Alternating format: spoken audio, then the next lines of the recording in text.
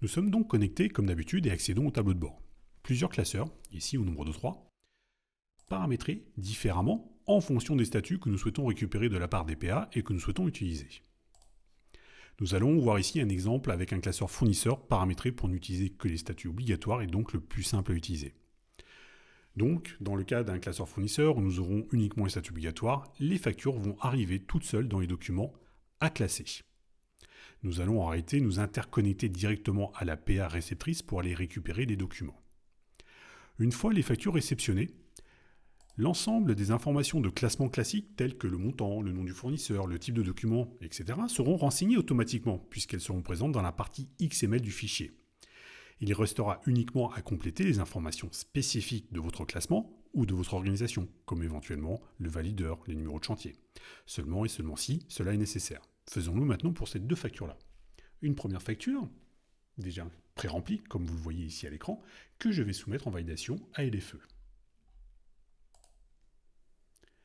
Même principe pour la deuxième, comme vous le constatez, elle est déjà pré-remplie, et je la soumets en validation à la même personne. Ensuite, nous allons devoir valider les factures. C'est une validation classique dans Zindoc que vous connaissez déjà au travers d'un bouton valider ou d'un bouton litige. Ce bouton, nous le retrouvons en bas à droite des documents.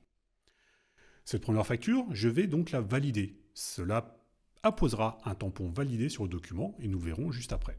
Cette deuxième facture, je vais la mettre en litige. Dans le cas d'un litige et donc que l'on définit ce statut, la LFE nous impose de renseigner un motif de refus. Ici, il liste un menu déroulant qu'on ne peut pas adapter ni modifier. Ainsi, nous devons choisir une action à destination du vendeur. Je vais simplement lui demander une facture rectificative parce qu'il y a une erreur de coordonnées. De cette manière, ce statut sera transmis à la PA réceptrice qui va elle-même la retransmettre à la PA émettrice et qui va elle-même la retransmettre au vendeur. Nous venons donc de voir ici un usage simple avec uniquement les statuts obligatoires. Par contre, si vous souhaitez utiliser tous les statuts, il y aura forcément plus de boutons d'action correspondant à tous les statuts que l'on a dans le cas de LFE. Un exemple ici, sur le suivi des traitements. Le principe de fonctionnement reste bien sûr le même, seule l'apparence du tableau de bord change avec plus d'informations. Passons maintenant aux factures de vente. Nous allons déposer les factures une à une ou en lot, et dans ce cas, elles seraient découpées automatiquement pour générer un fichier par facture. Ces factures, lues automatiquement, seront prêtes à être envoyées grâce à un modèle d'envoi préconfiguré. Affichons ici un document pour qu'on puisse voir à quoi il ressemble. Ici donc une facture type pré-remplie, au même titre que les factures fournisseurs tout à l'heure. Mes factures sont donc prêtes à être envoyées et apparaissent dans la zone à envoyer. Il me suffit simplement de sélectionner l'ensemble de mes factures et de les envoyer. Après les avoir envoyées, et en tâche de fond, le système va remonter toutes les informations de suivi, et nous saurons si les factures sont en attente d'envoi à la PA, transmises à la PA ou reçues par la PA, comme vous pouvez le constater ici. Je vais simuler maintenant l'envoi vers la PA.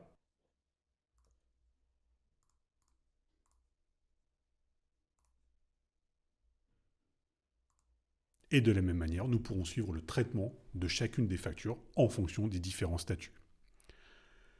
Une fois vos factures envoyées, vous n'aurez plus qu'à suivre leur paiement dans votre outil B habituel. Pourquoi ? Parce que dans le cadre des statuts obligatoires qui doivent remonter au PA et donc à l'État, vous devrez indiquer en tant que vendeur que les factures sont payées pour valider un encaissement. Ça se passera à cet endroit ici. Nous voici à la fin de cette démonstration et nous pouvons résumer en disant que Zindoc sera totalement compatible avec la nouvelle réforme et compatible avec l'ensemble des PA, vous permettant d'être en totale conformité pour l'envoi et la réception de vos factures. Et j'espère que cette vidéo vous aura aidé à y voir un peu plus clair et vous invite à vous rendre sur notre chaîne YouTube pour voir nos autres vidéos et en particulier celle sur l'offre PA de Zindoc avec EFI Conseil. Merci et à très vite pour de nouvelles vidéos.